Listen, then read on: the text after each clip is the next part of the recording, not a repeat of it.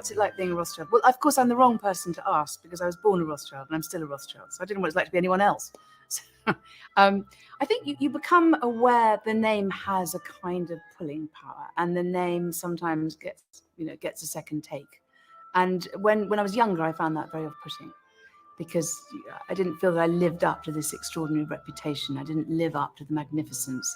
I didn't feel I was particularly good at anything. So I think it took me to get older and to establish my own career then to see it actually as quite an honour, really, to be part of this extraordinary tradition.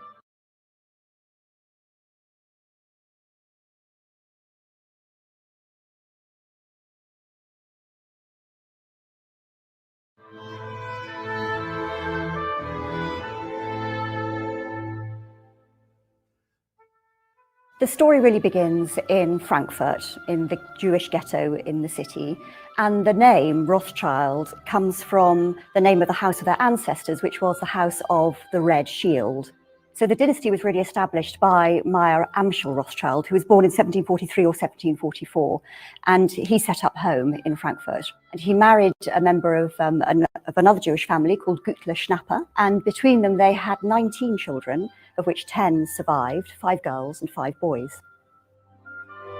So the Judengasse was in Frankfurt, and it was built to house originally, I think it was something like 60 Jewish families. And within a matter of decades, there were several hundred families. There were thousands of people living in a street that was a few yards wide, and I think it was about 100 yards long.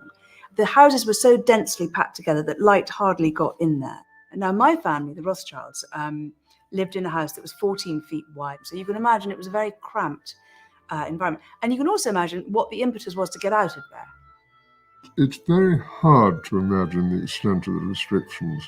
They had to spend every night in the ghetto. They had to wear clothing which identified them as Jews, and the parks had outside them a notice saying, "No pigs, no Jews." So it was an incredibly restrictive society, and therefore astonishing that Meyer Amschel Rothschild was able to do what he did. Jews were allowed to deal in coins, and coins were a big thing at that time because you had so many small states in Germany and elsewhere that they were collected. And somehow Meyer Amschel Rothschild became friendly with the Prince of Hesse and succeeded in first selling him coins, and then he was formally appointed as the coin advisor to the Prince of Hesse. So that was the big breakthrough. The business really expanded when Meyer Amschel brought his 5 sons into the family firm. And he did that by keeping one of them, Amschel, in Frankfurt, and the other 4 brothers went out to establish branches of what became the Rothschild Bank in other European capitals. So Nathan went to London, James went to Paris, Salomon went to Vienna, and Karl went to Naples. They were an enormously close family. They, in effect, escaped from the ghetto to those 5 capitals in Europe. And it was really the first time that there'd been a family that worked within a European community. And they had family rules about how they conducted their business. They almost shared everything in the early days and worked together with a brilliant success. The really famous example of a Rothschild success is the way in which they managed to provide cash for Wellington so that he could fund his armies in the run-up to Waterloo. And that really established them as a kind of an international player in financial terms. And a lot of that success was rooted in their ability to communicate. They had an incredibly sophisticated network, secret network of communication, which meant that they were able to get news from one brother to the other. So much so, in fact, that the news of Wellington's victory at Waterloo arrived with Nathan 24 hours before the official news arrived with the British government.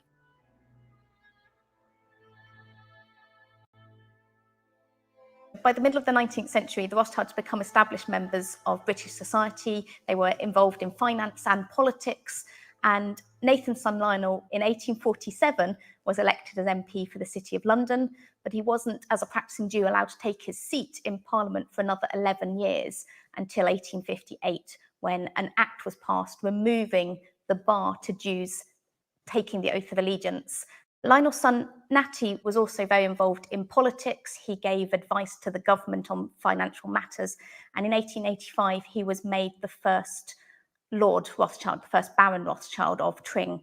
And in doing so, he became the first Jewish peer to take a seat in the House of Lords, following in his father's footsteps, I guess, within the political arena. There's an assumption that most Rothschilds are bankers, because of course that's what we were known for, and of course that's how our fortune was made. But over the centuries, we've diversified, and so my grandfather Victor and my great aunt Miriam were very, very distinguished scientists. My great aunt Nika was a terrific kind of jazz patron. My aunts Emma and Victoria are academics. My niece Lily rides horses for England. My sister Beth is a gardener. We're a very, very diverse group. Banking remains, if you like, the thing we're best known for, but it's not necessarily the thing we're most proud of.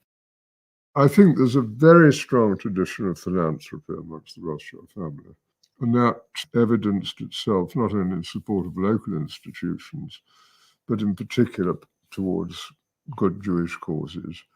And that's been a very strong accord between the Rothschilds, I think, even to this day.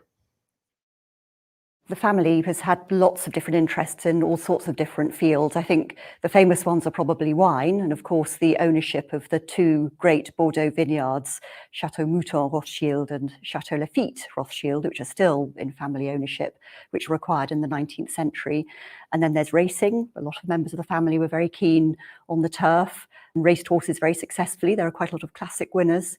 And of course, the art collections, which are possibly the most famous aspect of all.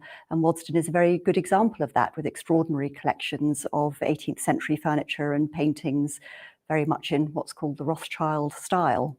The original founding father, N.M. Rothschild, said that Rothschild women could only be employed as archivists or bookkeepers. So that rather narrowed down a woman's role in the family. So they had to find other ways. And one of the ways that they managed was actually to be custodians of the collection, and custodians really of the family's honour, if you like. So if you take this house, Waddesdon Manor, and you think about its history, Ferdinand built it, and the collection was brought together from very different disparate parts of the family. But it was his sister Alice who actually made sure that the collection stayed together. And Alice was an extraordinary woman. She was the person who introduced the very exacting standards. So the collection had to be put to bed over the winter. You could only touch something if you were wearing gloves. And the gardeners lived in terror of her, because she would go down to the borders and tell you, that needs deadheading, or that's the wrong colour pink or something. And she added actually to the collection in her own way. Another great heroine here is Dolly, or Mrs. James de Rothschild, who I knew when I was a child. And they used to kind of call up, Mrs. James is coming. And she would arrive with a pug dog under her arm. And she would walk around the house, and there wasn't a detail that she didn't miss. And actually, it's those standards which those two women instilled in the house, which are still carried out on a day-to-day basis. And it's those standards, I think, which maintain the standard of excellence that we're so proud of. There was the transition period from it being a private house to becoming part of the National Trust, with a very strong family influence, both in terms of works of art in the house and the property outside. When my late cousin, who left me responsibility for carrying on her work, carried out that transfer, that change, we opened the public and we had 12,000 visitors. Today we have 450,000. We've also added significantly to the collection here.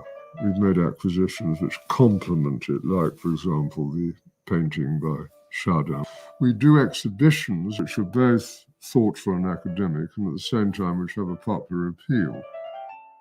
There's a deep involvement here from our family, both from my daughter Hannah and from myself and from other members. I think with privilege comes responsibility. And if you're lucky enough, which I am and have been, to have been born into a family where there is so much opportunity and you're surrounded by so many beautiful things, that the opportunity to share that beyond yourself, and the opportunity to explain the stories and put it into a wider context, I think, is something which I'm actually genuinely very excited by.